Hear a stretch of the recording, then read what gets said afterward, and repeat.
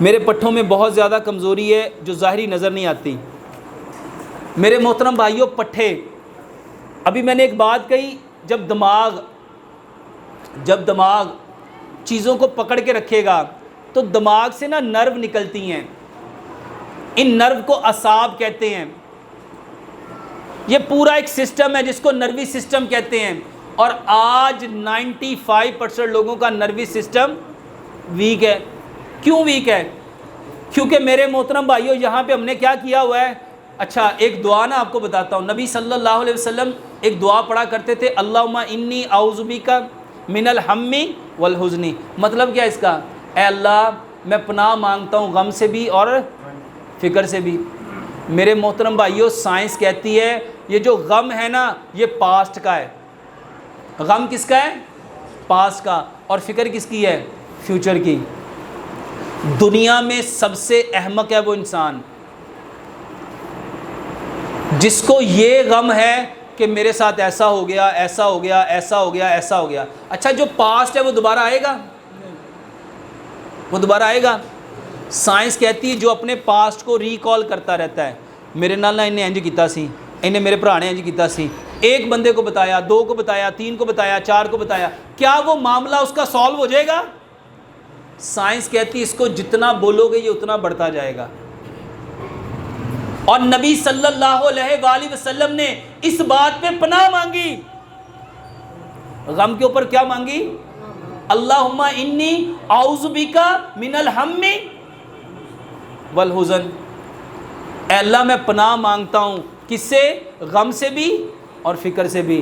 میرے محترم بھائیوں، غم پاسٹ کا ہوتا ہے اور فکر، آج ہر بندہ فکر مند ہے، بچوں کا فیوچر کیسا ہوگا، میرے کاروبار کا کیا بنے گا، دکان لی اس کا کیا بنے گا، بلوں کا کیا بنے گا، مہنگائی آسمان پہ چڑھ گئی اس کا کیا ہوگا، آٹا ایسے ہو گیا اس کا کیا ہوگا۔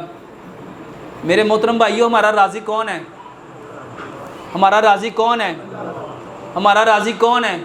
ہم نے تو حکومتوں کو بنایا ہوا ہے کہ یہ حکومت آئے گی ہمارے حال خوش ہو جائیں گے، ہمیں خوشحالی آ جائے گی، ہمارے مسئلے حل ہو جائیں گے۔ میرے محترم بھائیوں، ہمارے مسئلے کس نے حل کرنے ہیں؟ صرف اللہ نے۔ اور جو مرضی حکومت آ جائے، ہمارا رازق کون ہے؟ اور میرے محترم بھائیوں، کیا ہمارا رزق لکھ دیا گیا ہے کہ نہیں؟ اوے آٹا اگر 10,000 دا بھی کلو ہو جائے گا، جڑا رزق لکھا کھانا دے وہی ہے، ایسا ہی ہے۔ تو فکر کس چیز کی ہے؟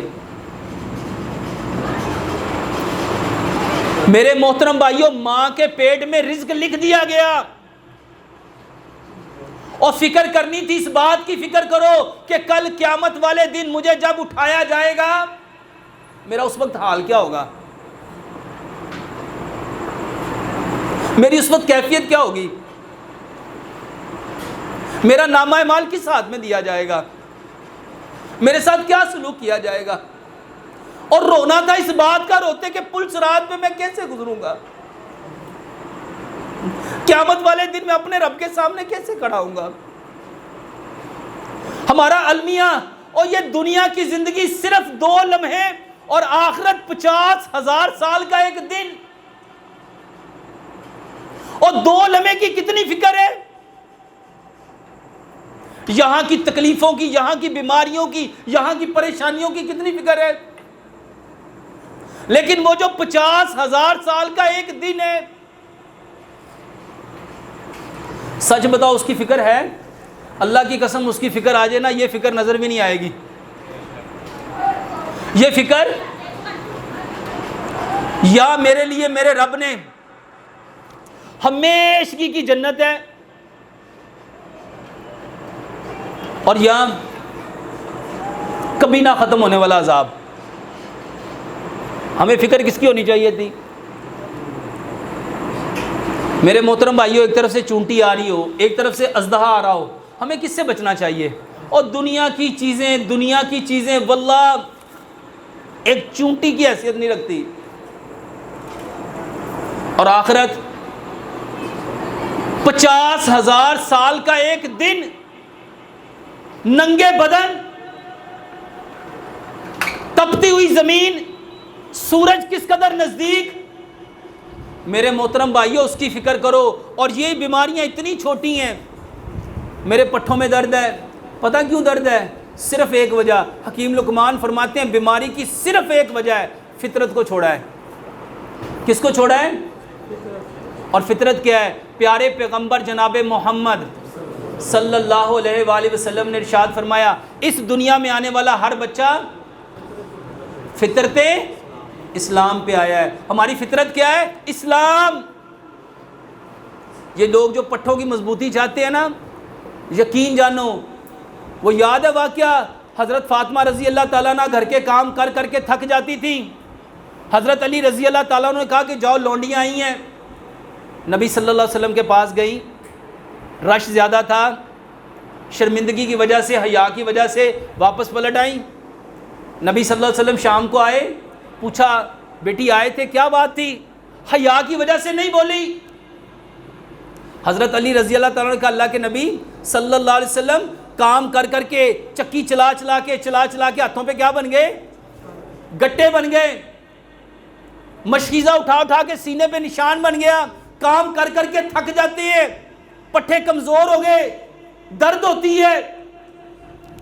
اللہ اکبر. نبی صلی اللہ علیہ وسلم نے نسخہ دیا, دعائیاں بتائیں کہ یہ کھا لو. یہ بتا سکتے تھے کہ نہیں بتا سکتے تھے؟ کہا لونڈی سے زیادہ بہتر چیز نہ بتا دوں؟ کیا یہ باتیں سچ ہیں کہ گپ ہیں؟ حقیقت میں مبنی؟ سچ بتاؤ ہم میں سے کتنوں نے یہ دعائیاں لی؟ نبی صلی اللہ علیہ وسلم نے فرمایا فاطمہ رضی اللہ تعالیٰ عنہ جب نماز پڑھا کر 33 دفعہ سبحان اللہ, 33 دفعہ الحمدللہ, 34 دفعہ. اللہ کی قسم سائنٹیفکلی بتا سکتا ہوں یہ سبحان اللہ کہنا, جب ہم کہتے ہیں نا سبحان اللہ, برین میں اس کا امیج آتا ہے, اور جیسا برین کو امیج ملے گا برین ویسے کیمیکل بنائے گا, اور جیسا کیمیکل بنائے گا آپ کے مسل ریلیکس ہونا شروع ہو جائیں گے. لیکن سچ بتاؤ اعمال کا دار و مدار کس پہ ہے؟ اچھا نیت میرے کو شور بڑھیا کہہ رہے ہیں سبحان اللہ سبحان اللہ سبحان اللہ سبحان اللہ سبحان اللہ سبحان اللہ سبحان اللہ سبحان اللہ سبحان اللہ سبحان اللہ, یہاں کچھ آئے گا؟ واللہ ہماری سب سے بڑی خرابی ہمارے دماغ میں صرف دنیا صرف دنیا صرف دنیا. اور پیارے پیغمبر جناب محمد صلی اللہ علیہ وآلہ وسلم کی زبان پہ ساری زندگی کیا جملہ تھا؟ اللہ اللہ اور صرف اللہ. میرے محترم بھائیو ہم بیمار اس وجہ سے ہیں, یہ میں نے کتاب لکھی ہے, ہم بیمار کیوں ہوتے ہیں؟ واللہ اس میں نے صرف یہ بتانے کی کوشش کی ہے کہ بیماری کہاں سے آتی ہے. بیماری صرف ایک ہے, اسلام کو چھوڑا ہے, اسلام کو چھوڑا ہے. اور میں ایک ایک چیز کو سائنٹیفکلی پروو کر سکتا ہوں, اور الحمدللہ ایک نہیں دو نہیں کتنے لاکھ لوگ ٹھیک ہو رہے ہیں صرف اسلام سے. میرے محترم بھائیوں پٹھوں کی کمزوری کے لیے سب سے بہترین دوائی نماز کے بعد سکون سے بیٹھ کے تسبیح پڑھا کرو. اور سچ بتاؤ ہمیں سکون ہوتا ہے یا اس وقت سب سے زیادہ بے قراری بے چینی کیا ہوتی ہے کہ کسی طرح میں مسجد سے نکل جاؤں. میرے محترم بھائیوں پیارے پیغمبر جناب محمد صلی اللہ علیہ وآلہ وسلم ضابطہ حیات لے کے آئے ہیں, way of life, code of life, path of life. ان کے نقشے قدم پہ چلنا ہے, ان کے طریقے پہ چلنا ہے. اور سوچ بھی جب تک وہ والی نہیں ہوگی تب تک اثر نہیں ہونا. پٹھوں کے لیے میرے محترم بھائیوں سب سے بہترین چیز جو پیارے پیغمبر جناب محمد صلی اللہ علیہ وسلم نے بتائی, ایک تو تسبیح کرو, اور دوسرے نمبر پہ میرے محترم بھائیوں اور بہنوں بہترین چیز, شکریہ, دنیا میں جس جانور کے پٹھے سب سے زیادہ مضبوط ہیں, کوئی جانتا ہے وہ جانور کون سا ہے؟ جس کی ہڈیاں سب سے زیادہ مضبوط ہیں, جس کا گوشت سب سے زیادہ, جس کا وزن سب سے زیادہ, جس کا قد سب سے زیادہ, کون سا جانور ہے؟ وہ ہاتھی ہے، وہ ہاتھی ہے۔ اور میرے محترم بھائیوں، ہاتھی ساری زندگی کبھی گوشت نہیں کھاتا، کبھی، وہ ساری زندگی کبھی دودھ نہیں پیتا، پھر کیا کھاتا ہے؟